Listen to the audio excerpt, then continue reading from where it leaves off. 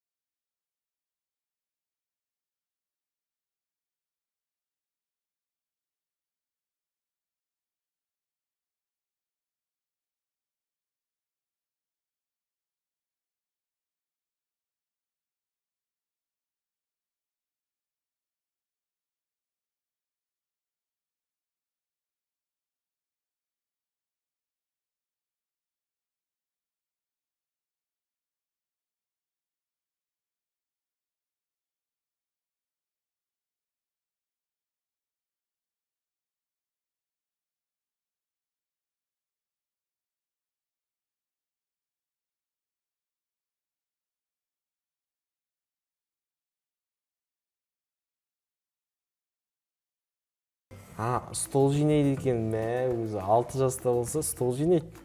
Тамаша. Ясина, жалпы сен не істесе жылайсың? Саған біреу не істесе, немесе қандай кезде жылайсың?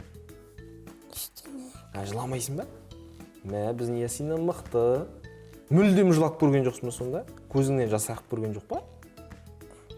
Ал, ертең теледидардан үйдегілердің ағайындарын көріп саған күліп атпасын, неге өтірік айттың сен деп, Жыламайсың ба сонымен? Бір рет жылаған барсың. Әні. Егер де мысал саған айға ұшатын мүмкіндік беріледі, сол кезде саған өзіңмен бірге 3 адамды алып кет десе, кімді алып кетесің? Бірінші енді анаңды алып кетесің, сосын кімді алып кетесің? Папа. Әкеңді алып кетесің, сосын кімді алып кетесің? 3-ші адам ал, бұл бір адам болды, сосын жүреміз. Ағаңды алып кетесің. Ал өзіңмен бірге 3 затты алып кет десе, нені алып кетер едің? енді қанша дегенмен айға екінің бірі бара бермейді, бірақ саған сондай мүмкіндік туып тұр. сурет салу. Иә, суретті алып кетесің. Айға барып не сурет салайын деп жүрсің? Ал сурет, сосын. Ал тез бол. Болды, басқа еш нәрсе алып кетпейсің бе? Тағам, телефон. Ешқайсысы керек емес пе? Ой, тамаша. Біздің Ясина тек сурет салатын болса, болды. Жалпы өзің суретпен айналысатын секілдісің, е? Қандай суреттерді салып көрдің? Үй салып көрдің, сосын? Дала. Дала. Дала, жазық даланы салып көрген біздің Ясина. Сосын?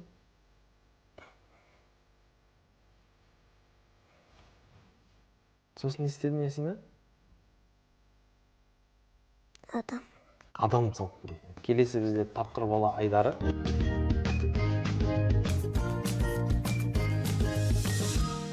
Мен саған бір сұрақтарды айтайын, бірақ тез жауап беру керек, Ясина.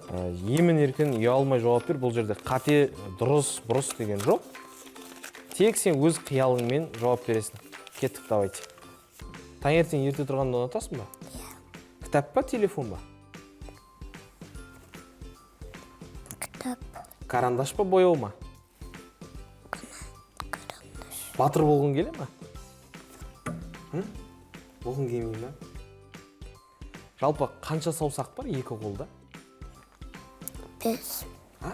5. Екі қолда 5 саусақ бар ма? Сен ойынша солай ма? Ал, жақсы қабылдай. Ясина, тамаша. Бірақ енді сен бізде қонақкәде деген Айдар бар. Сол Айдарда сен өзіңнің қолыңнан қандай өнер келеді, соны бізге көрсетуің керек.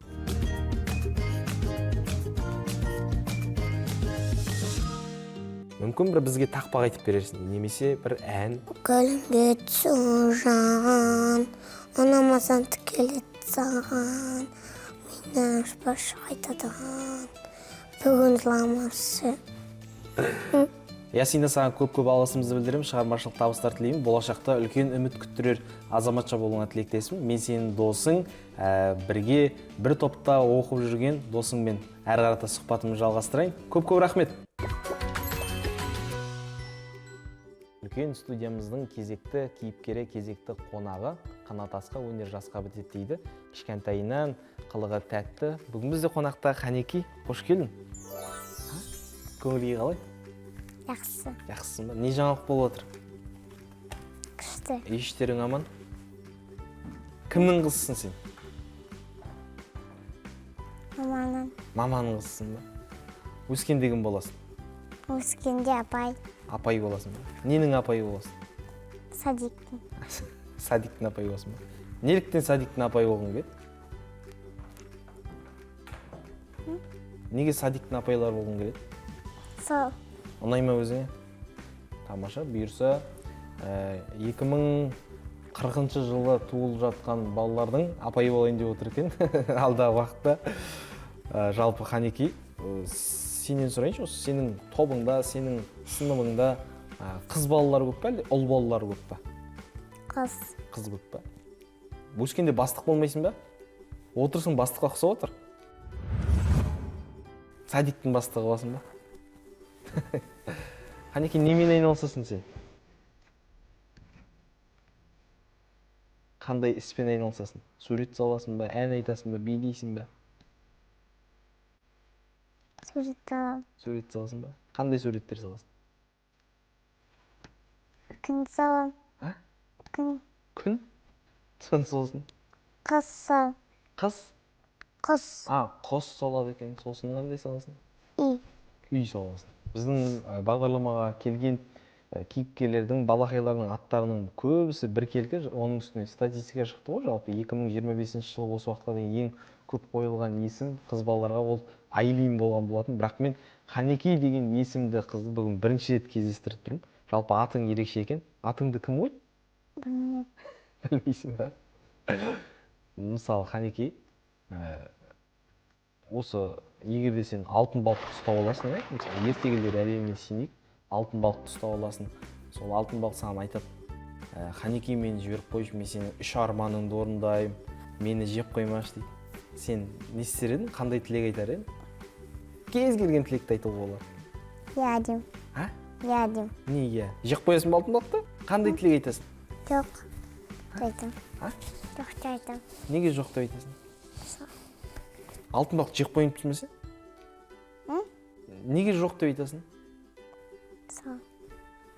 Жылайсың ба сен? Жылайсың ба? Соңғы рет қашан жыладың? Бір рет жыладым. Бір рет жыладың ба? Өміріңде бір рет жыладың ба? Не үшін жыладың?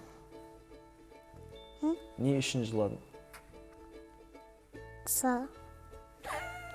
Жалпы сен бір осы уақытқа дейін сұхбат басталғалы бері керемет жауаптарының бірі бар екен. Сол деген. Ештеңе ары қарай айтқың келмей ме? Сол дей. Көп өтірік айтасың ба? Айтасың ғой өтірік. Соңғы рет қашан айттың өтірікті? Бір рет сен өмірінде бәрін бір рет жасайды екенсің, иә? Неде өтірік айттың? Кімге айттың? Апатайына. Апатайыңа? Қалай өтірік айттың? Ұмытып қалдым. Ұмытып қалдың. Ой, сен бәрін ұмытып қалады екенсің. Неге есте сақтамайсың? Ұмытып қала бересің ба? Неден қорқасың сен? Неден қорқасың? Қасқырдан. Қасқырдан? Қасқырдан неге қорқасың? Қорқынышты ма қасқыр? Қасқырды көрдің ба не өміріңде? Әлде тек суреттен көрдің бе? Суреттен. Әне қасқыр тұр ғой. Әне дұрыстап қарашы. Қайсы? Әне ал. Қазір сұраққа дұрыс жауап бермесең, қасқыр алып кетеді. Алып кетсін ба? Айтайын ба қасқырға? Айтпайын ба? Ал қасқыр, біздің Қанеки қазір жауап бермесе алып кет. Алып кетпей ақ қойсын ба? Алып кетпей ақ қой, жауап берем дейді. Ал дұрыстап жауап бер, ал алып кетеді. Қанеки, жалпы сен өзің айттың ғой, садиктен беретін апай болғың келеді деп. Жалпы өзіңе қандай пәндер, қандай бағыттағы сабақтар ұнайды? Мысалы, сурет салған немесе есеп шығарған деген секілді. Қандай есеп шығарған ұнайды ма, әлде сурет салған ұнайды ма? Сурет салған. Немесе жазу жазған, сурет салған ұнайды, иә? Мен саған онда мақалдар жасырайыншы, иә? Ал ол мақалдарға сен жауап беруің, дұрыс жауап беруің міндетті емес, өйткені сен небәрі 5 жастасың, 30-дағы үлкен кісілер ол мақалды жауаптарын білмейді тіпті. Ал саған барлығы кешірімді, бірақ бұл сен өз қиялыңмен жауап беруің керек, иә? Келістік қой. Келістік па? Кеттік.